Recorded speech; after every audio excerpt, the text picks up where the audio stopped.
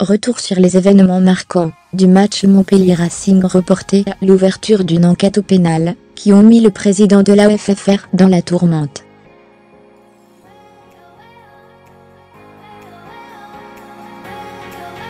Après le projet de fusion avorté entre les clubs franciliens, le match Montpellier Racing, initialement prévu le samedi 18 mars, et finalement reporté par la Ligue, a finalement lieu le 22 avril dans un contexte étendu.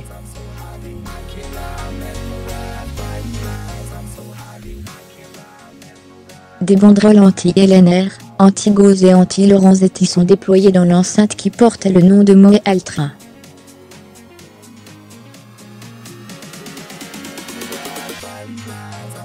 La commission de discipline de l'ALNR se saisit du dossier et condamne le club héroé à payer 70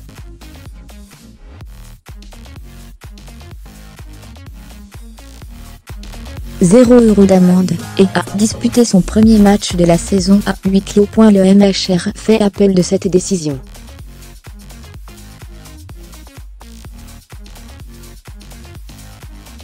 C'est le cœur de l'histoire. Là où se joue l'affaire de favoritisme supposé envers le MHR de Moët Altra.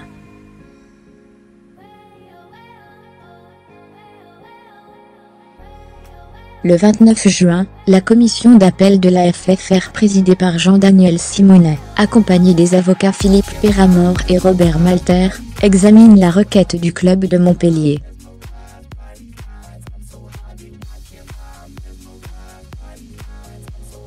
Les sanctions sont maintenues. La juriste de l'AFFR en informe la Ligue par SMS, révèle l'équipe.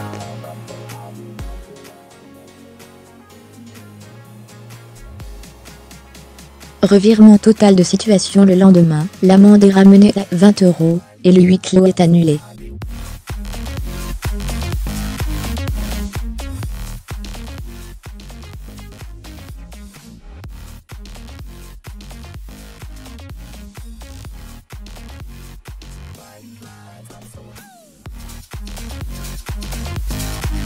« 122 spectateurs. Problème, les incidents liés au déploiement de ces banderoles auraient dû entraîner la levée d'un sursis datant de moins de 3 ans, comme cela est défini dans l'article 46 des règlements généraux de la FFR.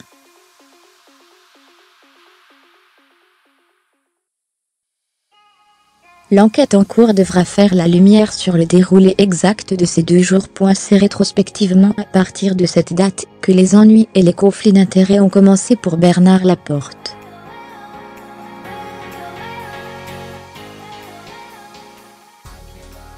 Notre confrère Philippe Calambrune révèle, mi-août, dans le journal du dimanche, que le nouvel homme fort de la FFR a signé un partenariat avec la société Altra Investment Authority pour 4 interventions rémunérées 150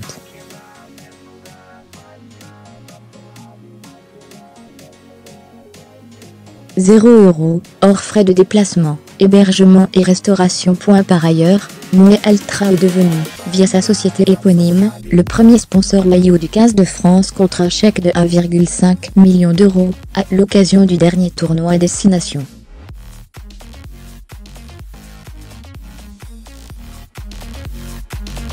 Une somme que d'aucuns jugeant sous-évaluée par rapport aux 9-10 millions attendus.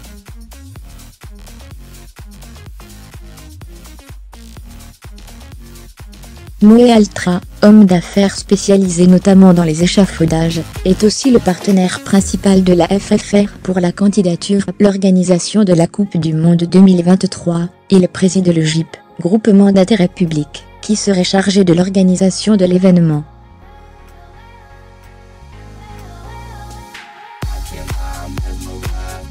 Le flou qui entoure la décision de la commission d'appel de la FFR est au cœur de tous les débats.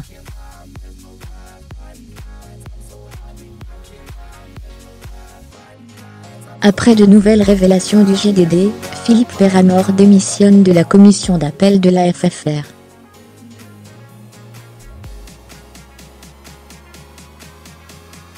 Dans une lettre du 24 août adressée au président Jean-Daniel Simonet, il avait écrit « J'ai été avisé que le président de la fédération était intervenu pour demander que nous modifions notre décision dans un sens beaucoup plus favorable à Montpellier. »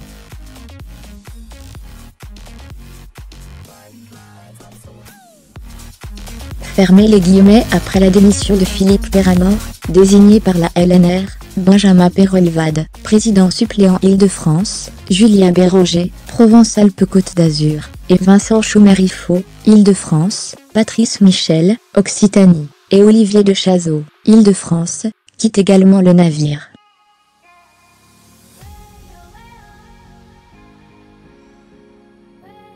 Six des 13 membres de la commission d'appel claquent la porte. En pleine tourmente, Bernard Laporte reconnaît dans une interview au Parisien « J'ai appelé M.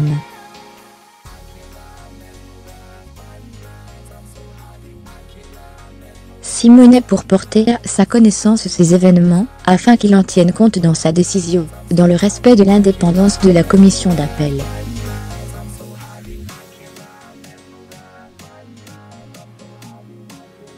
Fermer les guillemets et de poursuivre. J'ai donné un éclairage politique après une crise grave, avec le rugby professionnel, qui nous avait menés devant le Conseil d'État.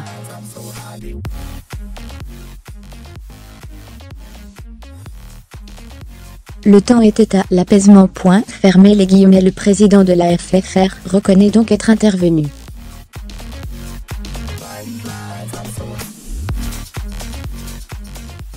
Jean-Daniel Simonet maintient sa version des faits dans un communiqué. La sanction infligée au club professionnel de Montpellier est conforme à la jurisprudence.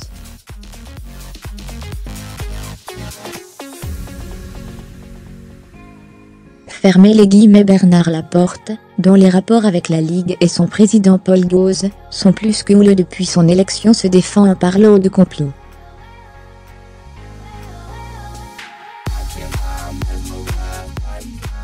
Le 30 août, une enquête est lancée par la ministre des Sports, Laura Flessel, qui saisit l'inspection générale de la jeunesse et des sports, afin de faire la lumière sur l'affaire.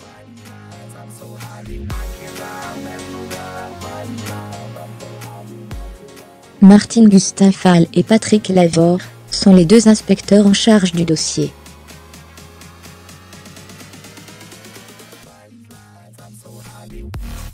C'est, pour les protagonistes, une dernière chance de s'expliquer. Ça va prendre plusieurs semaines, explique le ministère.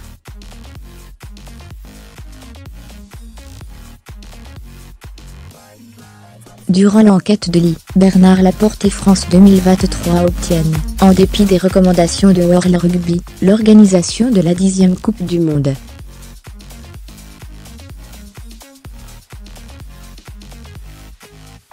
Avant cela, Laura Flessel avait toutefois lâché « La Coupe du Monde se fera, avec ou sans Bernard Laporte ».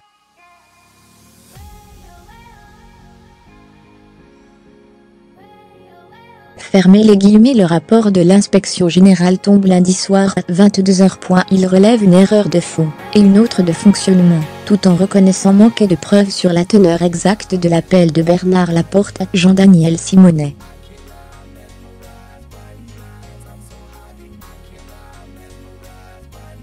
N'ayant pas les moyens et le pouvoir d'enquêter plus loin, le ministère des Sports transmet le dossier Laporte au procureur de la République.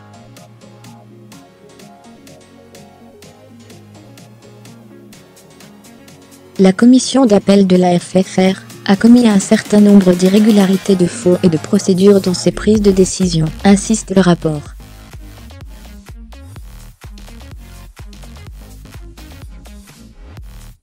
Devant l'opacité qui entoure le système de sanctions dans le rugby français, le ministère préconise 8 changements, dont le renouvellement intégral de la commission d'appel de la FFR.